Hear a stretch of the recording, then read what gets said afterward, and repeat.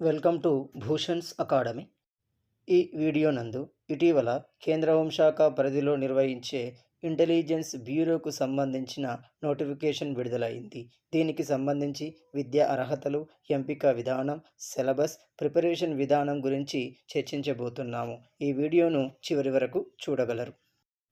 కేంద్ర ప్రభుత్వ ఉద్యోగాలలో యువత ఎక్కువగా ఇష్టపడే, పోటీపడే, ముఖ్యంగా రైల్వే, ఎస్ఎస్సి, బ్యాంకు ఉద్యోగాలకు ప్రిపేర్ అవుతున్న విద్యార్థులకు సులభంగా ఉండే ఎగ్జామ్ ఇంటెలిజెన్స్ ఆఫీసర్స్.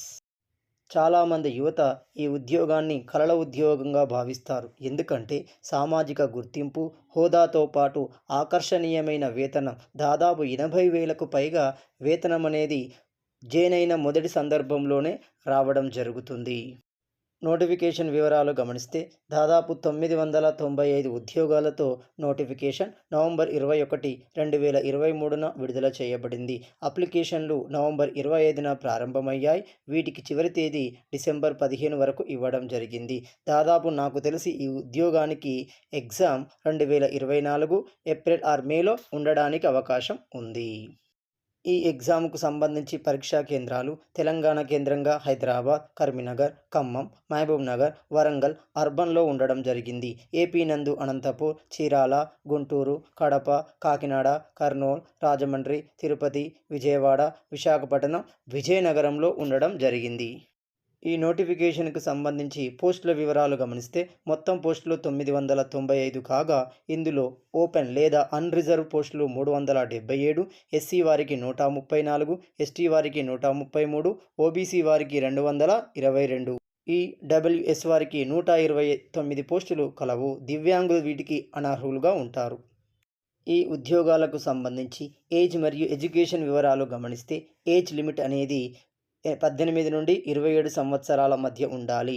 కేటగిరీ వారీగా వారికి ఏజ్ రిలాక్సేషన్ అనేది ఇవ్వబడింది.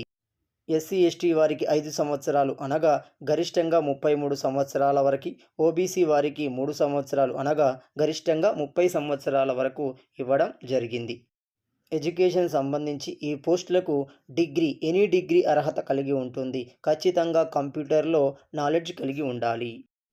అప్లికేషన్ ఫీజు వివరాలు గమనిస్తే జనరల్, ఈడబ్ల్యూఎస్, ఓబీసీ మేల్కి ప్రాసెసింగ్ ఫీతో సహా రూ. 550, మిగిలిన వర్గాలకి రూ. 450 ఉంటుంది.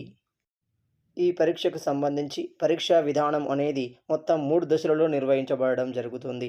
టైర్ 1, టైర్ 2, చివరి దశ ఇంటర్వ్యూగా ఉండడం జరుగుతుంది. టైర్ 1 పూర్తిగా ఆబ్జెక్టివ్ విధానంలో ఉంటుంది. గంట కాల వ్యవధి కలిగి ఉంటుంది. 100 ప్రశ్నలు ఇవ్వడం జరుగుతుంది. టైర్ 2 అనేది పూర్తిగా డిస్క్రిప్టివ్ విధానంలో ఉంటుంది.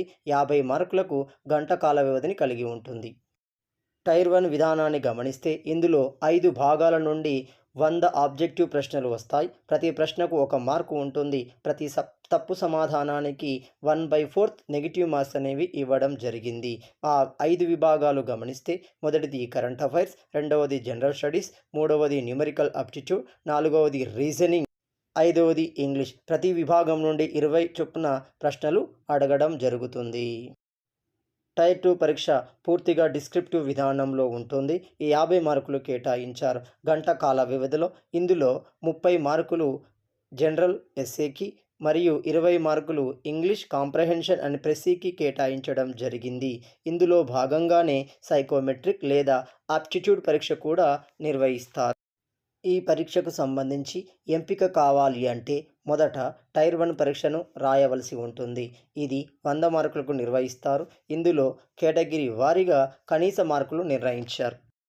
అవి ఓపెన్ వారికి 35 మార్కులు, ఈడబ్ల్యూఎస్ వారికి 35 మార్కులు, ఓబీసీ వారికి 34 మార్కులు, ఎస్సీ, ఎస్టీ వారికి 33 మార్కులు. ఇలా పొందిన వారినే తదుపరి దశ అయిన టైర్ 2కి కేటగిరీ వారీగా ఉన్న పోస్టులకి 1:10 రేషియోలో ఎంపిక చేయడం జరుగుతుంది. తదుపరి టైర్ 2 పరీక్షలో కనీసం ఖచ్చితంగా 17 మార్కులు పొందాలి. ఇలా పొందిన వారిని టైర్ 1, టైర్ 2 మార్కుల ఆధారంగా జాబితాను ఏర్పాటు చేసి 1:5 రేషియోలో ఇంటర్వ్యూకు సెలెక్ట్ చేస్తారు. తరువాత ఇంటర్వ్యూలో వచ్చిన మార్కులను కలిపి మొత్తంగా పోస్టుల ఆధారంగా మెరిట్ జాబితాను రూపొందించడం జరుగుతుంది.